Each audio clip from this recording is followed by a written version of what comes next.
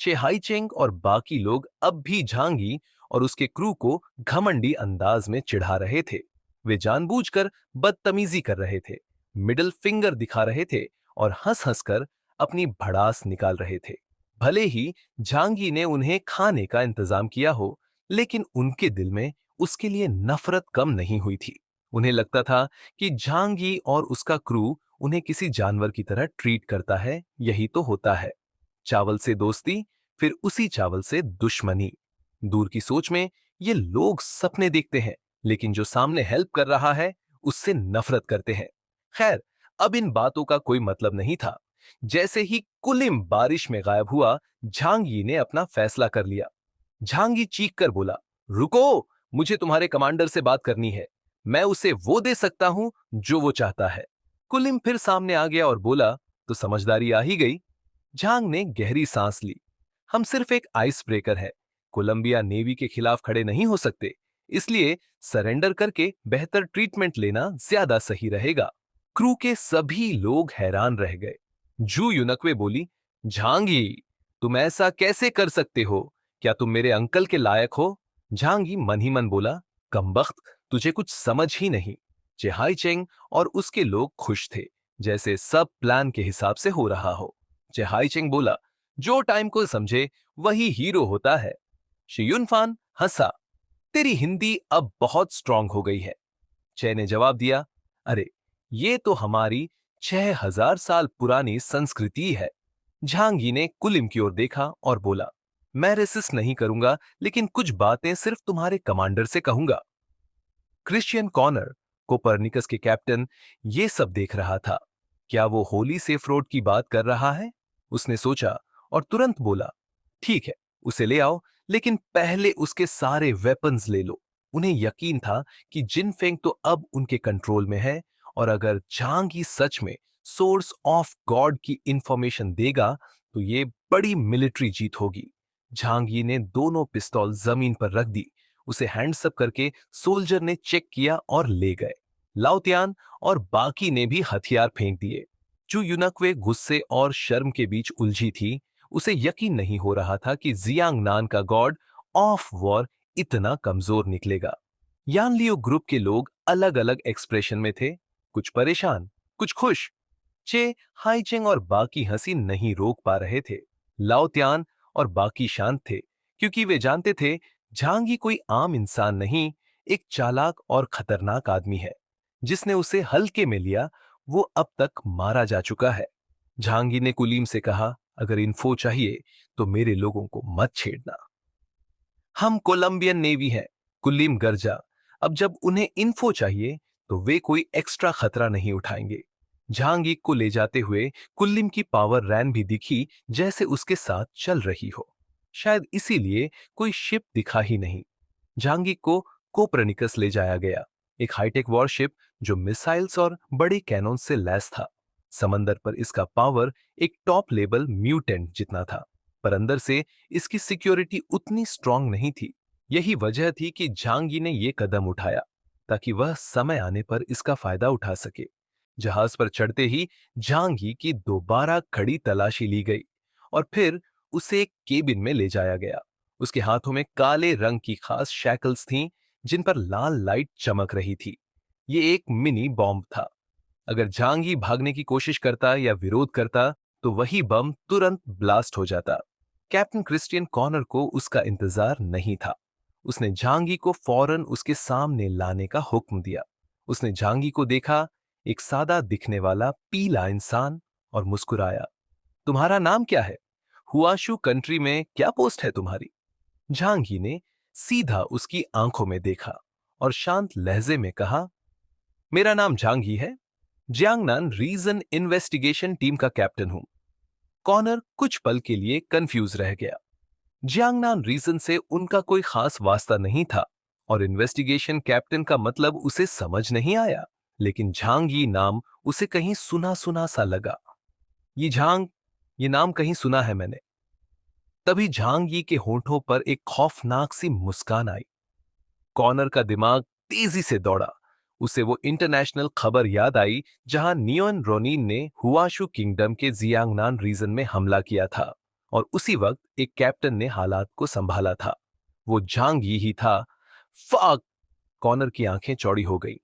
झांगी के हाथों में एक काली आग जैसी चीज जल उठी और शैकल्स तुरंत पिघलकर गायब हो गए। अब जब दुश्मनी तय है तो झांगी पीछे नहीं हटेगा। कॉपरनिकस जहाज में झांगी ने वॉइड की ताकत से तबाही मचा दी। कॉनर के पास वक्त नहीं था। उसने अपनी सुपर पावर एक्टिवेट की। Dragon turns into a beast. उसका शरीर 3 मीटर का हो गया, नीली स्केल से ढक गया और उसके हाथ विशाल क्लॉज में बदल गए। क्रिश्चियन कॉर्नर की सुपर पावर इंडेक्स 6500 थी। पूरे कोलंबियन नेवी में वो एक स्ट्रॉन्ग एलियन माना जाता था। लेकिन झांगी ने कोई रहम नहीं दिखाया। वॉइड की ब्लैक फ्लेम्स से घिरा झांगी सीधे कॉर्नर पर टूट पड़ा। हाथ में था होली जज। कॉर्नर की क्लॉज उस तलवार से टकराते ही कट गए, जैसे टोफू को चाकू से काटा जाए। होली जज ने उसे सिर से लेकर पैर तक सीधा चीर दिया। कॉर्नर 2 हिस्सों में बंट गया। आह! झांगी ने गुस्से से दहाड़ मारी और पूरे जहाज को तबाह करना शुरू कर दिया। उसका मकसद था कॉपरनिकस की कम्युनिकेशन सिस्टम को तबाह करना, ताकि ओशन फ्लीट से सिग्नल ना जा पाए। ये काम मुश्किल था लेकिन जरूरी, जिससे दुश्मन झांगी की ताकत को गलत समझे और सही टाइम पर जवाब ना दे पाए। बूम! झांगी ने पूरी ताकत झोंक दी, जैसे कोई इंसान हाथों से एक गंडम को तोड़ दे। कोलंबियन नेवी के ट्रेंड सोल्जर्स भी उसकी ताकत के सामने कागज की तरह बिखरते गए। वॉइड फ्लेम जलाती नहीं, बल्कि एग्जिस्टेंस को मिटा देती है, जिससे दुश्मन को दर्द भी नहीं होता। दूसरी तरफ जिन फेंग जहाज पर चे हेइचेंग और उसके लोग झांग यी का मजाक उड़ा रहे थे। अब क्या हुआ? तुम लोग बड़े एरोगेंट बनते थे ना, अब तुम बस गुलाम हो। कोलंबिया की सेवा करना ही तुम्हारा फ्यूचर है। लाओ त्यान और बाकी लोग शांत थे। उन्हें झांग ही पर भरोसा था। तभी कॉपरनिक्स से एक भयानक एक्सप्लोजन की आवाज आई। लोगों ने देखा जहाज से काला धुआं उठ रहा था। एक सेलर ने वॉकी टॉकी से कांटेक्ट करना चाहा, लेकिन तभी झांग ये डेक पर प्रकट हुआ। उसकी आंखों में कत्ल की ठंडी चमक थी। शुआ, शुआ! होली जज हवा में घूमा और 6 कोलंबियन सोल्जर्स के शरीर टुकड़ों में बंट गए। सन्नाटा। पूरा यानलियू ग्रुप दंग रह गया। झांगी ने तलवार झटक कर खून गिराया और सीधे लाओ त्यान से कहा, अभी फुल स्पीड में यहां से निकलो। सारी राडार्स और कम्युनिकेशन बंद कर दो। ये कदम रिस्की था, लेकिन जरूरी। जब तक कोलंबिया को पता नहीं चलेगा कि जियांग नान का स्ट्रॉन्गेस्ट वॉरियर यहां आया है, झांग ही बच सकता है। वरना अगर नेवी के टॉप एलियंस आ गए तो झांग यी भी शायद जिंदा ना बचे। लाओ त्यान ने झांगी का हुक्म मिलते ही बिना कुछ कहे एक्शन लेना शुरू कर दिया। वो एक पुराना सेलर था, खतरे को समझता था। अभी उनके पास और कोई रास्ता नहीं था। लाइट्स बंद करो और अंधेरे में छिप जाओ। ताकतवर ही बचेंगे, कमजोर तो मारे ही जाएंगे।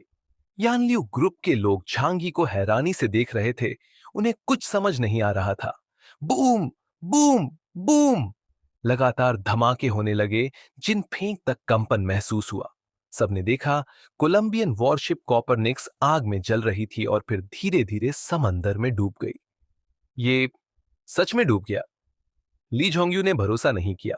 लोगों को झांगी जैसी ताकत की कोई कल्पना नहीं थी। लेकिन अब सच्चाई सामने थी। कॉपरनिक्स तबाह हो चुका था। झांगी जिन फेंक पर सही सलामत वापस आ चुका था, वो अकेले ही पूरी वॉरशिप को मिटा चुका था।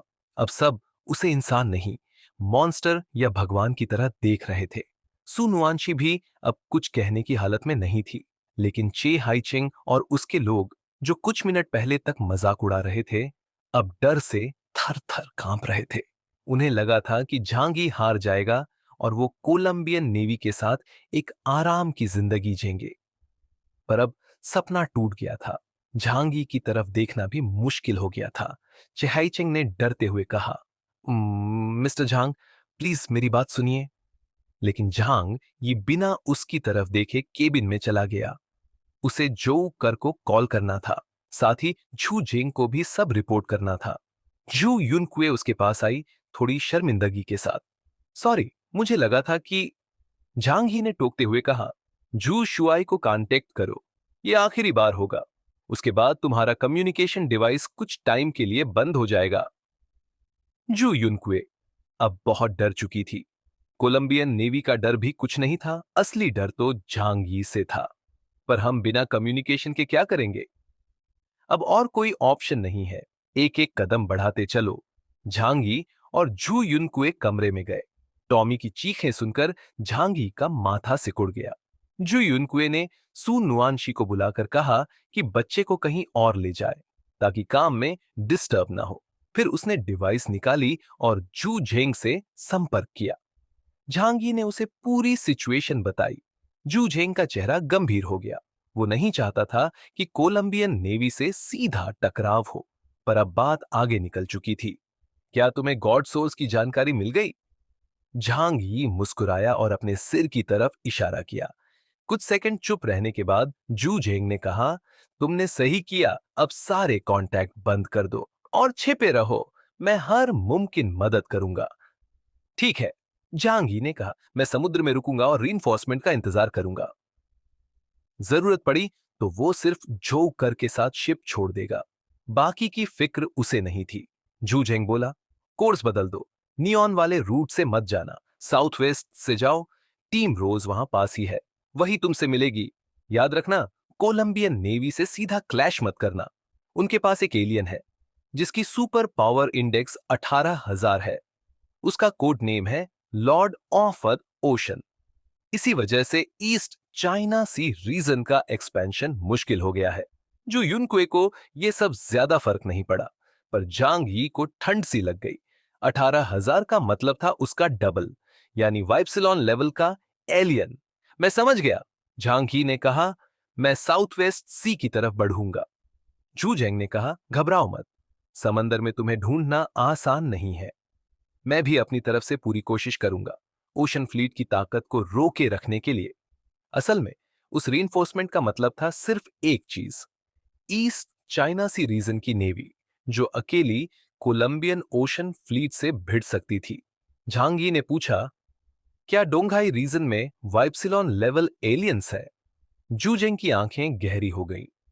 उन्होंने कभी माना नहीं, लेकिन मुझे पूरा शक है कि है।